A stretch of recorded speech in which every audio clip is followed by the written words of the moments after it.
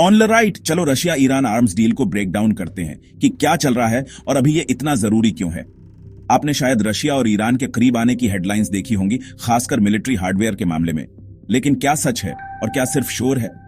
पहले ये कंफर्म्ड है, रशिया और ईरान पिछले कुछ सालों से अपनी डिफेंस टाइज मजबूत कर रहे हैं। ये सिर्फ कैजुअल मीटिंग्स के बारे में नहीं है, मैं रियल आर्म्स डील्स की बात कर रहा हूं। ड्रोन, मिसाइल और एडवांस्ड मिलिट्री टेक।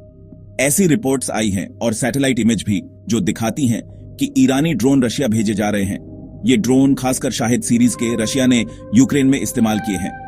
अब ये इतनी बड़ी डील क्यों है? एक तो मॉस्को और तेहरान दोनों पर वेस्टर्न सैंक्शंस हैं। साथ मिलकर काम करके वे सिर्फ एक दूसरे को हथियार नहीं दे रहे, वे एक दूसरे को इकोनॉमिकली और पॉलिटिकली सर्वाइव करने में मदद कर रहे हैं।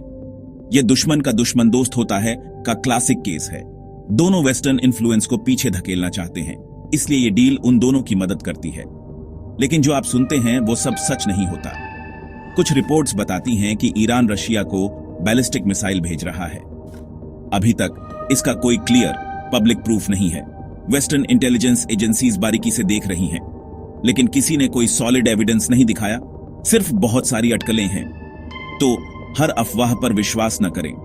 जो क्लियर है वो ये कि खून प्रेशन रियल है और बढ़ रहा है। ईरान को बदले में रशिया से बेहतर मिलिट्री टेक मिल रहा है। कुछ तो कहते हैं कि फाइटर जेट्स भी लिस्ट में हैं। साथ ही जॉइंट ड्रिल्स और टेक्नोलॉजी शेयरिंग ज्यादा हो रही है। ये सिर्फ एक बिजनेस डील नहीं है, ये एक स्ट्रेटेजिक पार्टनरशिप है। अब इसका दुनिया पर और इंडिया पर क्या मतलब हो सकता है? तो एक मजबूत Russia Iran axis middle east में बैलेंस बदल सकता है।